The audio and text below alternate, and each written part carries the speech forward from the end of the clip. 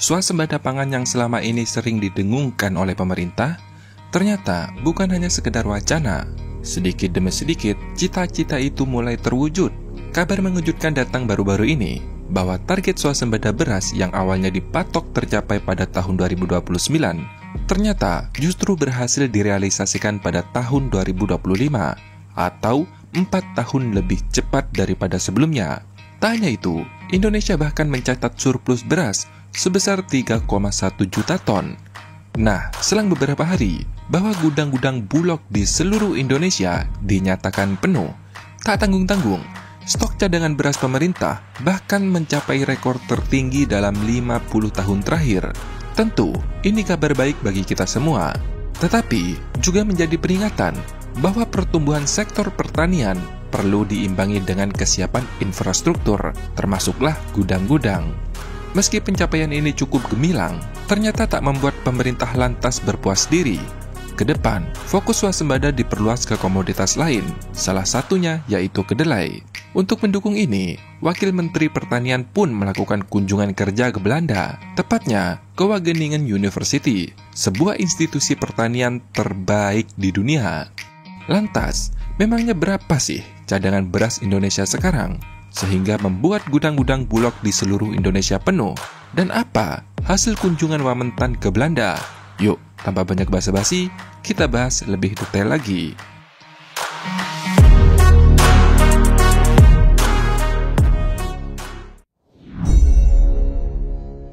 Awal tahun 2025 membawa angin segar bagi sektor pertanian Indonesia. Bagaimana tidak, data terbaru dari Badan Pusat Statistik mencatat pencapaian yang sangat signifikan.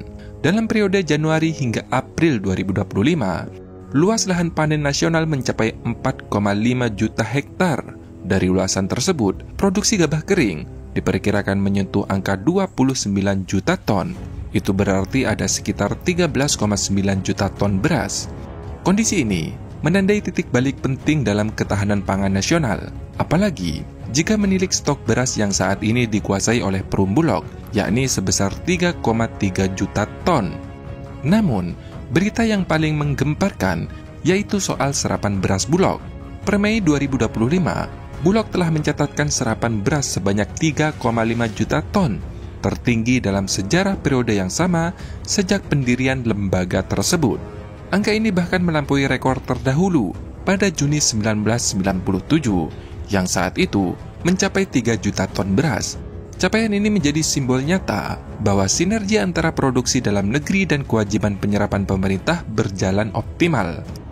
Namun, keberhasilan ini membawa tantangan logistik. Sebanyak 1.640 unit gudang Bulog yang tersebar di seluruh Indonesia dengan total kapasitas penyimpanan hingga 4,9 juta ton, kini dinyatakan telah penuh.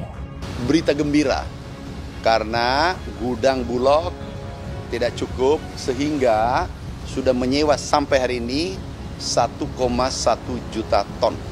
Dari jumlah tersebut, 3,25 juta ton merupakan kapasitas gudang operasional, 1,16 juta ton yaitu gudang sewa, serta sisanya dalam kategori broken space. Artinya, gudang Bulog hanya mampu menyimpan sekitar 4,4 juta ton, sedangkan 500.000 ton sisanya sebenarnya masuk dalam kategori dipaksakan atau tidak layak untuk menjadi gudang penyimpanan beras. Di tengah kondisi ini, Menteri Pertanian Adi Amran Sulaiman mengatakan mungkin ini terdengar ironis, tetapi jika dilihat dari sudut pandang yang lain, ini merupakan tanda keberkahan.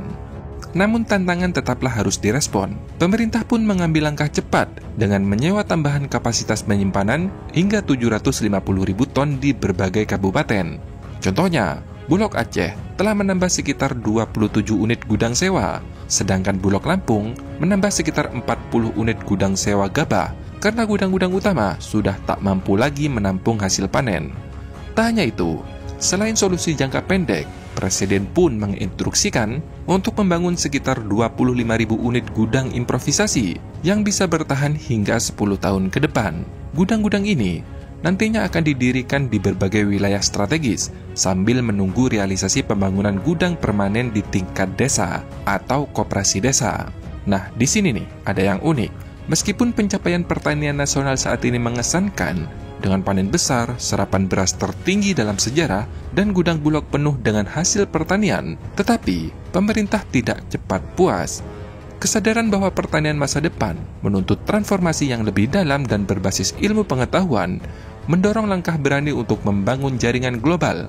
Salah satunya, yaitu dengan berkolaborasi dengan institusi terbaik di dunia. Sekali lagi, di dunia, di bidang pertanian.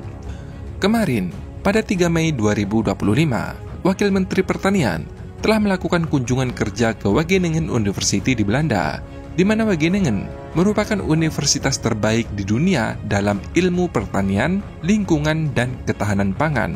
Selain itu, Wageningen telah lama menjadi rujukan utama bagi banyak negara untuk mengembangkan sistem pertanian modern dan berkelanjutan. Dan yang paling penting, kunjungan ini bukan hanya sekedar seremonial, melainkan yaitu pertemuan yang produktif.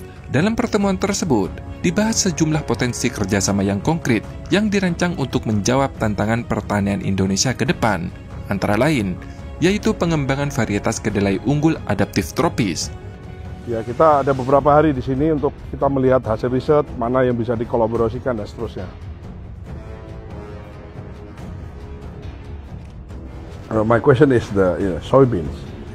We consume a lot of soybeans. Soybean is part of our culture. Southeast Asia, the East Asia, like Japan, Korea, China, all those Southeast Asia are consuming a lot of soybeans. Most of the researchers say that soybeans originally is not a tropical crop, it's a subtropical crop, and that's why they made an excuse that's why when Indonesian farmers are trying to grow the soybeans in Indonesian soil, the yield is not as high as the subtropical country.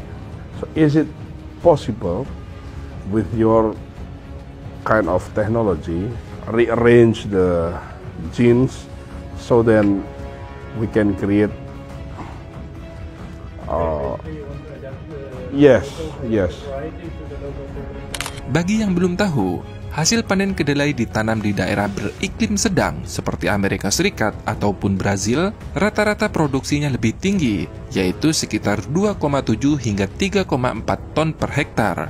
Sedangkan, hasil panen kedelai di iklim tropis, seperti di Indonesia, rata-rata hanya sekitar 1,5 hingga 2 ton per hektar. Maka dari itu, diperlukan rekayasa genetik untuk meningkatkan hasil panen kedelai di daerah tropis. Selain mengeksplorasi varietas kedelai, nantinya Indonesia juga akan mengadaptasi pemanfaatan sistem pertanian presisi atau precision farming. Pertanian presisi merupakan pendekatan pertanian berbasis data, sensor, dan teknologi kecerdasan buatan. Dengan menerapkan metode penerapan precision farming, pemantauan data sumber daya seperti pupuk, waktu, tenaga kerja, kebutuhan air, prediksi cuaca, sekaligus biaya dapat dikalkulasi secara lebih akurat. Sehingga dengan penerapan sistem ini, petani dapat mengurangi pemborosan sumber daya, meningkatkan produktivitas, dan mengoptimalkan keuntungan. Kerjasama antara Indonesia dan Universitas Wageningen mencerminkan tekad Indonesia untuk tidak hanya menjadi lumbung pangan nasional, tetapi juga poros inovasi pertanian tropis di dunia, bro. So, pencapaian saat ini bukanlah akhir, melainkan awal dari agenda ketahanan pangan Indonesia. Nah, gimana nih kalau menurut pendapat kalian? Apakah Indonesia nanti akan berhasil menjadi lumbung pangan dunia? Dan apakah sistem pertanian seperti precision farming dapat membantu pertanian Indonesia? Tulis pendapat kalian di kolom komentar. Terima kasih sudah menonton. Sampai jumpa di next video. Dadah!